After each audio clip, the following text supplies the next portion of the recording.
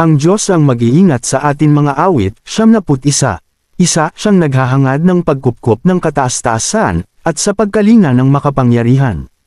2 ay makapagsasabi kay Yahweh, muog kat kanlungan, ikaw ang aking Diyos, ang Diyos na tangi kong pinagtiwalaan. 3 Sa panganib at bitag ika'y kanyang ililigtas, at kahit anumang matinding salot ay di ka magdaranas. 4 Lulukuban kanya sa lilam ng kanyang malabay na pakpak, at sa kalinga niya ay palagi kang nakakatiyak, ingatan niya't ipagsasangalang, pagkat siya'y matapat. 5 Pagsapit ng gabi, di ka matatakot sa anumang bagay, maging sa gagawing biglaang paglusob ng mga kaaway. 6 Ni sa ano pa mang darating na salot pagkagat ng dilim, sa pagpuksay wala kang takot sa araw man dumating. 7 Kahit mabuwal sa iyong harapan ang 1,000 tao, sa iyong paligid ang bilang ng patay maging 10,000, di ka matatakot, at natitiyak mong di ka maaano.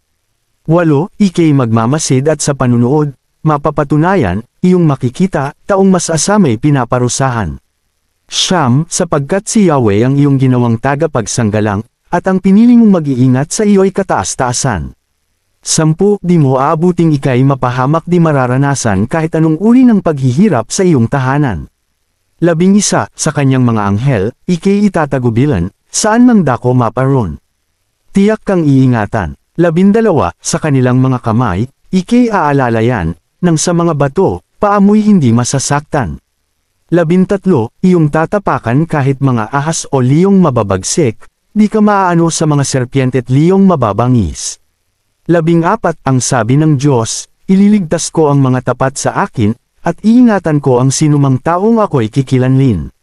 15 Kapag sila'y tumawag laging handa ako na sila'y pakinggan, aking ililigtas at ang bawat isa ay pararangalan.